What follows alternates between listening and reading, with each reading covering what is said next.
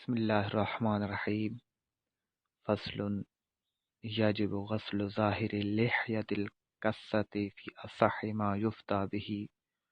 ویجب ایصال الماء الى بشرة اللحیۃ الخفیفۃ ولا یجب ایصال الماء الى المسترسل من الشعر عن دائرۃ الوجہ۔ نئی فصل وضو کے احکام میں صاحب کتاب شروع کر رہے ہیں۔ اس میں کچھ وضو کے متعلق مسائل کو ذکر کریں گے۔ فرمایا یجب غسل ظاہر لحیۃ القصۃ،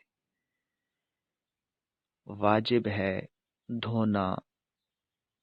گھنی داڑھی کے ظاہر کا۔ لحیۃ القصۃ گھنی داڑھی، ظاہر غسل ظاہر یعنی گھنی داڑھی کے ظاہر کا دھونا واجب ہے۔ فی اصح صحیح تر قول کے مطابق ما یفتیٰ بہ جس پر فتویٰ دیا جاتا ہے، یعنی اس میں علماء کا اگرچہ اختلاف ہے کہ گھنی داڑھی کے نیچے تک پانی پہنچانا ہے یا نہیں پہنچانا، لیکن صاحب کتاب فرما رہے ہیں کہ مفتیٰ بہ قول کے مطابق اور صحیح تر قول کے مطابق مسئلہ یہ ہے کہ گھنی داڑھی کے ظاہر کو دھونا واجب ہے۔ اب ظاہر کیا ہے؟ یعنی جو چہرے کی حدود میں جو بال ظاہر ہیں، نظر آ رہے ہیں، انہی کو دھونا ہی واجب ہے۔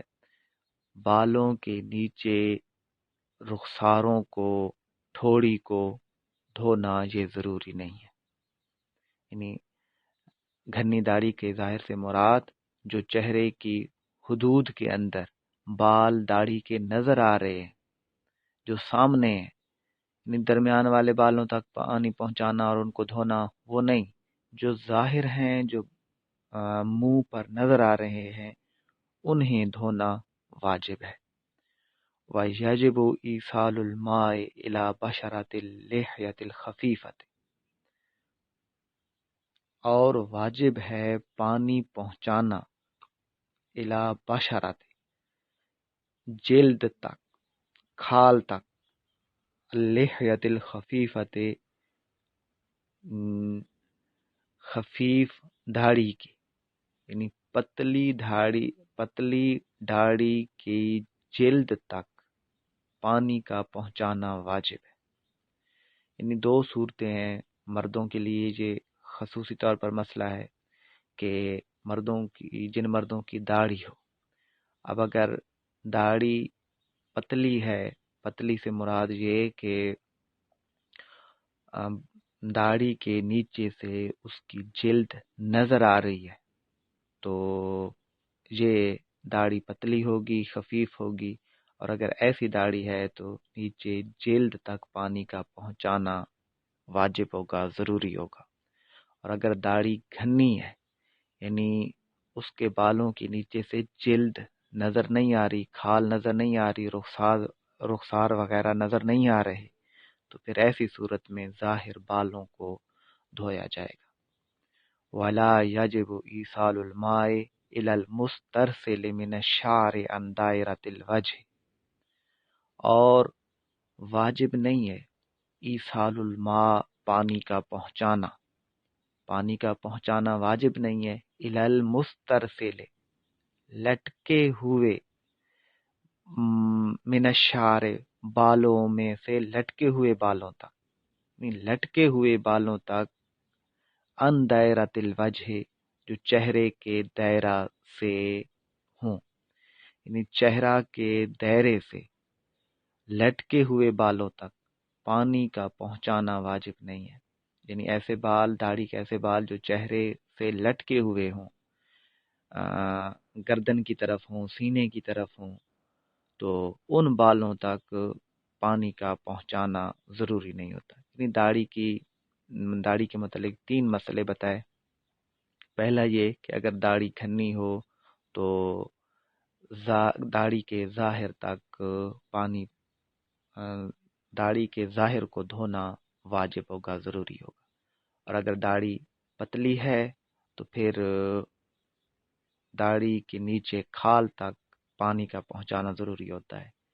اور اسی طرح داڑھی کے جو چہرے کے دائرے سے زیادہ لٹکے ہوئے بال ہیں، ادھر ادھر چہرے کے دائرے سے ادھر ادھر پھیلے ہوئے بال ہیں، تو ان بالوں تک پانی کا پہنچانا ضروری نہیں ہوتا۔ ولا الا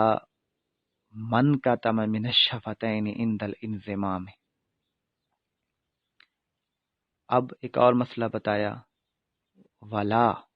اور واجب نہیں ہے، الا من کتم من الشفتین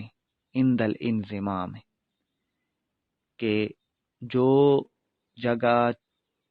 چھپ جاتی ہے ہونٹوں میں سے ملاتے وقت،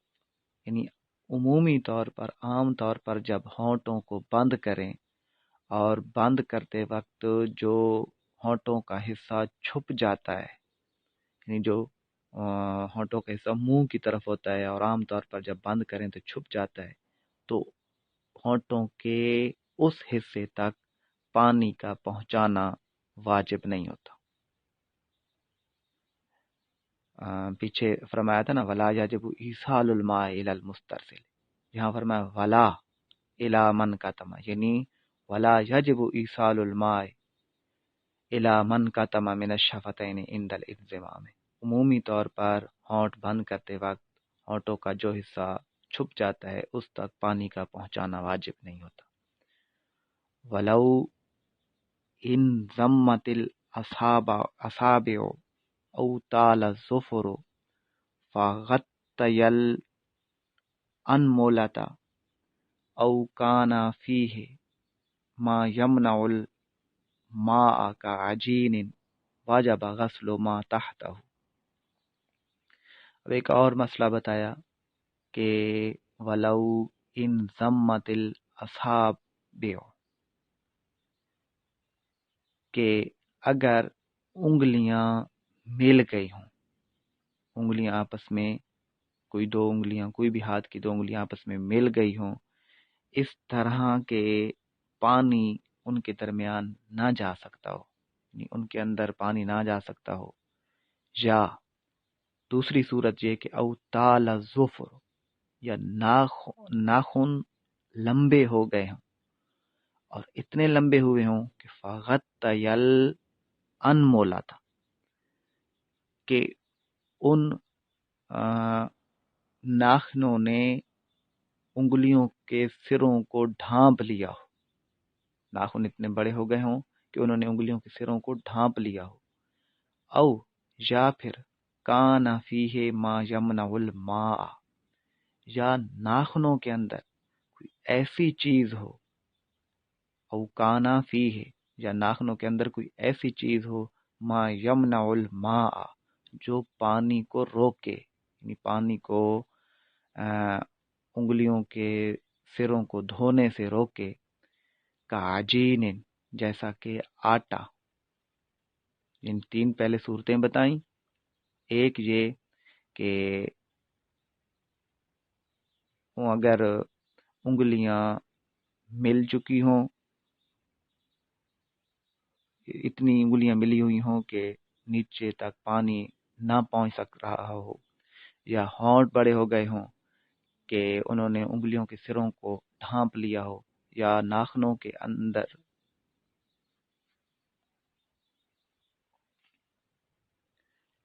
اس مسئلے کو پھر سنیں، ولو ان ضمت الاصابع، اگر انگلیاں ملی ہوئی ہوں، یعنی ایسی ملی ہوئی ہوں کہ خود بخود ان کے نیچے پانی یا ان کے اندر پانی نہ جا سکتا ہو، او طال الظفر، یا پھر ناخن بڑے ہو گئے ہوں، لمبے ہو گئے ہوں، اور اتنے لمبے ہوئے ہوں کہ فغط الانملہ، کہ انہوں نے انگلیوں کو سروں کو ڈھانپ لیا ہو، یا او کان فیہ ما یمنع الماء، یا ناخنوں کے اندر کوئی ایسی چیز ہو کہ جو پانی کے پہنچنے سے مانع ہو، رکاوٹ ہو، کعجین، جیسا کہ آٹا، تو ان تینوں صورتوں میں واجب غسل ما تحتہ، دھونا واجب ہے جو اس کے نیچے ہے، یعنی اگر انگلیاں ایسی ملی ہوئی ہیں کہ خود بخود پانی نہیں جائے گا تو انگلیوں کے اندر، انگلیوں کے نیچے پانی کا پہنچانا ضروری ہوگا۔ ہاں، ناخن اتنے لمبے ہیں کہ انہوں نے انگلیوں کے سروں کو ڈھانپ لیا ہے تو پھر توجہ کے ساتھ ناخنوں کے نیچے سے پانی کا پہنچانا ضروری ہوگا۔ اسی طرح اگر ناخنوں کے اندر کوئی ایسی چیز پھنسی ہوئی ہے کہ جو پانی کے پہنچنے سے رکاوٹ بنے گی، یعنی پانی اس کے نیچے سے جگہ کو نہیں دھوئے گا، تو اس میل وغیرہ، یا میل معاف ہے، آٹا وغیرہ یا کوئی بھی ایسی چیز اگر پھنسی ہوئی تو اس کو نکال کر اس کے ناخنوں کے نیچے تک پانی کا پہنچانا ضروری ہوگا۔ ولا یمنع الدرن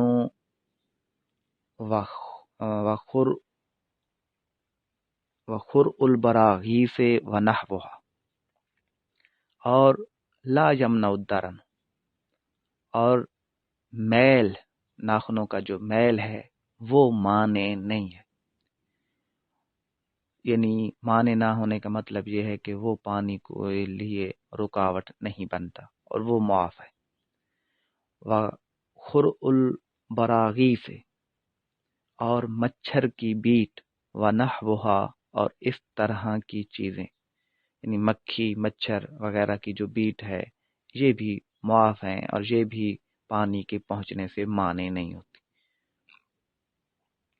وَيَجِبُ تَحْرِيكُ الْخَاتَمِ الضَّيِّقِ، اور واجب ہے تنگ مٹھی کا حرکت دینا، یعنی ایسی مٹھی کہ جس کے نیچے سے خود بخود پانی نہ پہنچ سکے، تو ایسی مٹھی کو حرکت دے کر نیچے تک پانی پہنچانا واجب ہوتا ہے، ضروری ہوتا ہے۔ تو فرمایا کہ وَيَجِبُ تَحْرِيكُ الْخَاتَمِ الضَّيِّقِ، تنگ مٹھی کا حرکت دینا واجب ہے، یعنی تاکہ اس کے نیچے تک پانی پہنچ جائے۔ وَلَوْ دَرَّهُ غَسْلُ شُقُوقِ رِجْلَيْهِ جَازَ إِمْرَارُ الْمَاءِ عَلَى الدَّوَاءِ۔ ایک اور مسئلہ بتا رہے ہیں کہ اگر وَلَوْ دَرَّهُ، اگر وضو کرنے والے کو نقصان دے، غسل شقوق رجلَيْهِ، پاؤں کی پھٹن، پاؤں کے زخم کو دھونا، یعنی کہیں پر بھی اگر اس کا زخم ہے تو اس زخم پر پانی کا پہنچانا اگر اس کو نقصان دیتا ہو، تکلیف دیتا ہو، تو پھر جاز امرار الماء علی الدواء، تو اس زخم پر لگی ہوئی دوا پر پانی کا پھیر دینا جائز ہے، یعنی اس پر یہ ہے کہ پانی کو پھیر دے، پانی کو گزار دے۔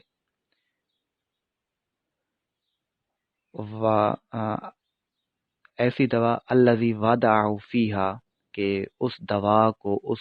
زخم کے اندر رکھا ہوا ہو، یعنی صورت مسئلہ یہ کہ اگر پاؤں وغیرہ میں زخم ہے اور زخم میں دوا ڈالی ہوئی ہے، اور اب دوا کو ہٹا کر یا اس جگہ کو دھونا اس کے لیے نقصان دہ ہے، تکلیف دہ ہے، تو اس شخص کو اس دوا پر جو اس نے اس زخم میں لگا رکھی ہے اس پر پانی پھیر دینا جائز ہے، پانی پھیر دینا ہی کافی ہے۔ اور اگر ایسے زخم میں دوا پر پانی پھیرنا بھی نقصان دہ ہو تو پھر صرف مسح کرنا کافی ہے، اور اگر مسح کرنا یعنی گیلا ہاتھ پھیرنا بھی نقصان دہ ہو تو پھر اس کے لیے اس جگہ کو چھوڑ دینا بھی جائز ہے۔ آگے فرمایا وَلَا يُعَادُ الْمَسْحُ وَلَا الْغَسْلُ عَلَى مَوْضِعِ الشَّعْرِ بَعْدَ حَلْقِهِ، اور اعادہ نہ کرے گا مسح کا، اور اعادہ نہ کرے گا دھونے کا، عَلَى مَوْضِعِ الشَّعْرِ، بالوں کی جگہ پر، بعد حلقہ، حلق کرنے کے بعد، یعنی اگر مونچھیں وغیرہ تھیں، وضو کیا ہوا تھا، مونچھیں تھیں، مونچھیں کٹوائیں، تو اب اس مونچھوں کی اس جگہ کو دھونے کا اعادہ کرنا ضروری نہیں ہے۔ اسی طرح وضو کیا تھا، وضو کے بعد بال کٹوا ڈالے، تو اب اس کٹے ہوئے بالوں کی جگہ پر مسح کرنے کا اعادہ کرنا ضروری نہیں ہے، اس کا وضو یعنی ٹوٹے گا نہیں، اس کا وضو برقرار رہے گا۔ تو فرمایا کہ حلق کرنے کے بعد یعنی سر منڈوانے کے بعد بالوں کی جگہ پر دھونے کا اور مسح کے اعادے کی ضرورت نہیں ہے، اعادہ نہیں کرے گا۔ وَلَلْ غَسْلُ بِقَصِّ ظُفُرِهِ وَشَارِبِهِ، اور نہ غسل کا اعادہ کرے گا بِقَصِّ ظُفُرِهِ وَشَارِبِهِ، ناخنوں کے کاٹنے کے ساتھ اور مونچھوں کے کاٹنے کے ساتھ۔ وہی بات بتائی کہ غسل اور مسح کا حلق کرنے کے بعد بالوں کی جگہ پر اعادہ نہیں کرے گا، اور اگر ناخنوں یا مونچھ وغیرہ کو کاٹا ہے تو جو کہ ہاتھوں کا دھونا ضروری ہوتا ہے وضو میں، اور مونچھوں کی جگہوں کا بھی دھونا ضروری ہوتا ہے، تو ان دونوں صورتوں میں